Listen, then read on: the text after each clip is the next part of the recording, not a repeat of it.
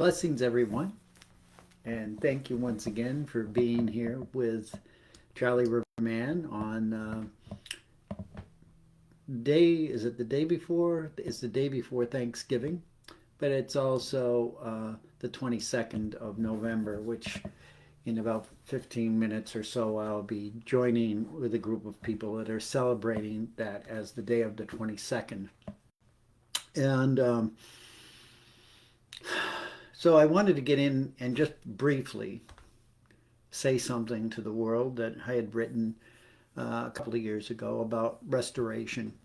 And when I think about Thanksgiving, uh, I'm thankful for so many things. And I think that each one of us has this innate emotional feeling about the word Thanksgiving, whether it ties to what we celebrate it for here in the United States or somewhere else around the world. The word itself is really recognizing our thankfulness. And how do we recognize our thankfulness in a world that seems to be slowly just tearing apart without us being able to get a hold of it and realign it? It's almost as if it's on this uh, silent message, and it's honoring something other than everything we've been taught. So we feel that pain, we feel that suffering, and many of us have to come back to thinking about how thankful we are ourselves in our own little world, no matter what is happening to us. I know in my own household, both my beloved wife and I are dealing with um, very challenging physical, neurotical diseases, basically. I'm going to call them diseases. They're illnesses. They're where the body and the brain are now no longer as cohesive as they were, and it creates a whole new world for us to learn how to adapt in and how to protect ourselves from ourselves, which is not an intentional thing. It's just the body is no longer working in a 100% system.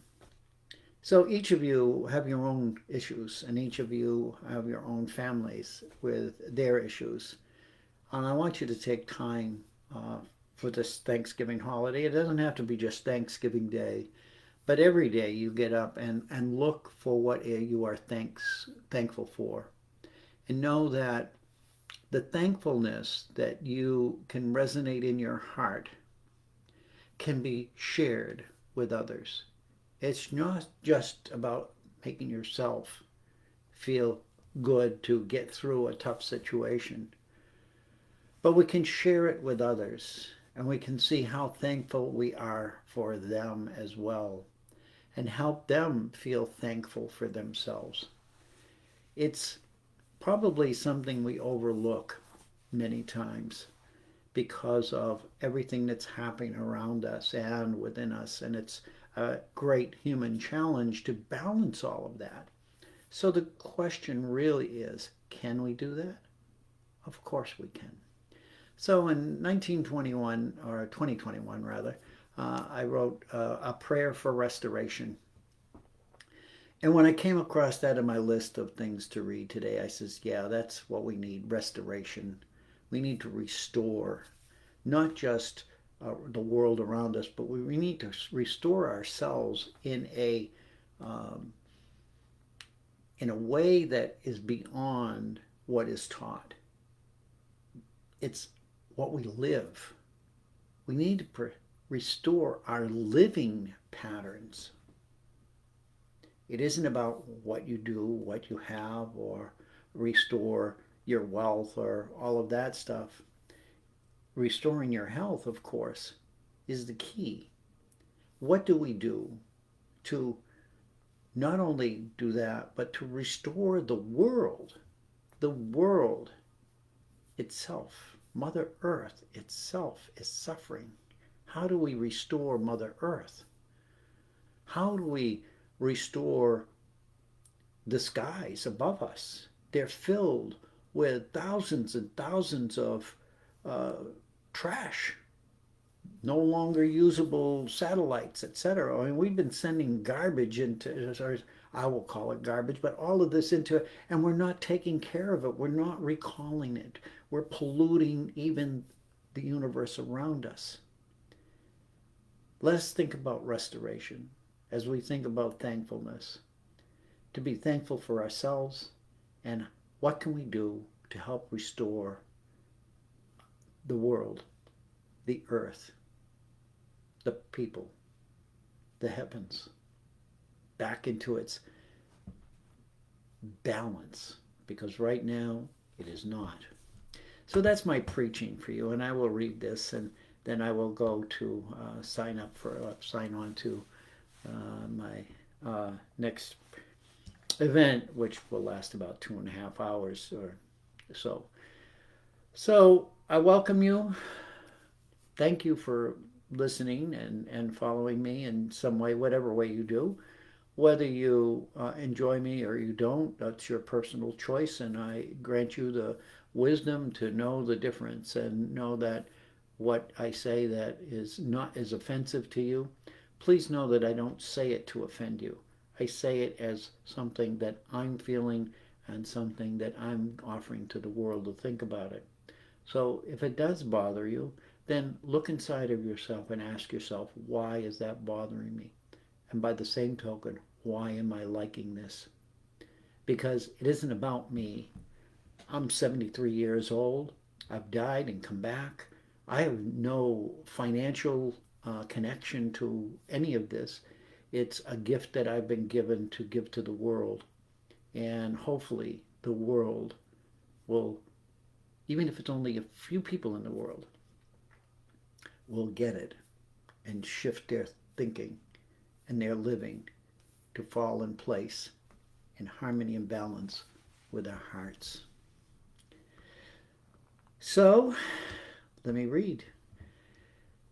The title is Prayer for Restoration. Let's see if I can put this in a place where I'm looking at it and not totally blind. And hopefully I can read it well, because my little brain has its own way of reading things.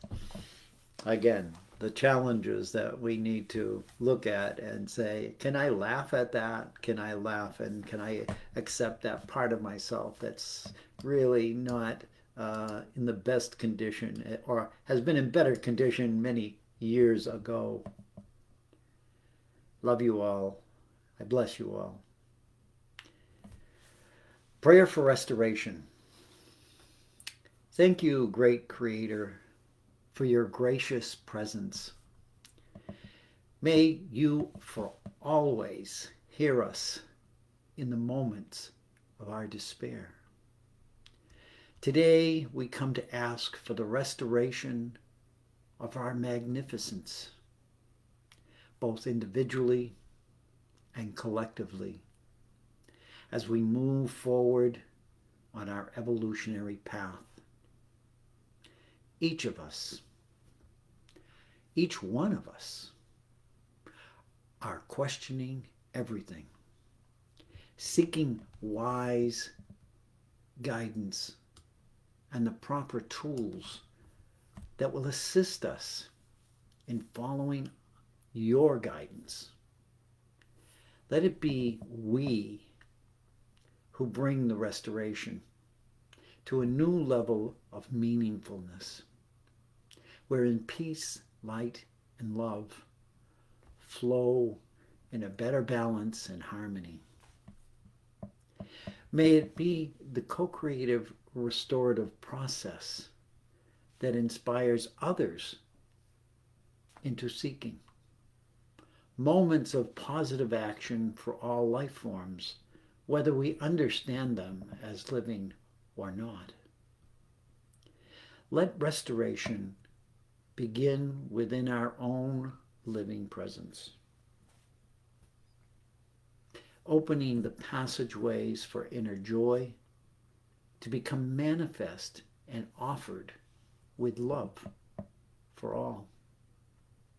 May we lead from within our hearts to help renew all of our commitments with a rebalancing of all that has become unstable, both within and around us globally. As the restoration process removes the distortion and scarring of centuries within ourselves, let us also reach out to all children as leaders, showing them how restoration is more than just a healing of our present wounds. It is also an awakening to what is needed in their future. So together, today, or tomorrow on Thanksgiving, we ask for renewal and strength within ourselves. We ask for a better understanding of the qualities of leadership, both ours and others. We ask for encouragement and inspiration for all future generations in order that we correct the errors and heal the wounds of the past, renewing our commitment to live in a more beautiful and wonderful, united future of humanity.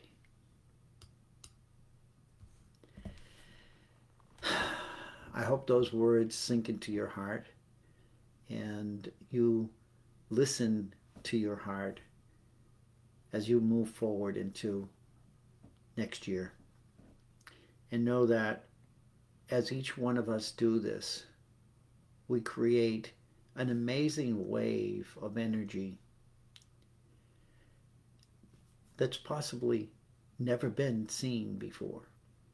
We don't know what the outcome will be when all of us can learn forgiveness and spread love from our hearts rather than our minds into the future and into the future generations.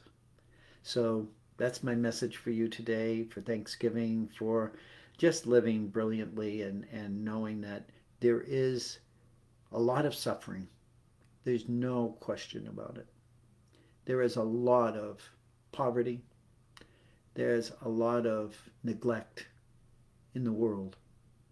Yet each one of us has an opportunity to challenge it in some way. Doesn't have to be big, doesn't have to be broadcast around the world, but let us find those individuals, those places, or those things that need some peace, some light, and some love. Bless you all. I love you. I thank you. I respect you. I am you. You are me. One heart, one love, forever. Blessings, everyone. Thank you, Humanity Healing, once again for allowing me to take up this moment. Love you all. See you next week.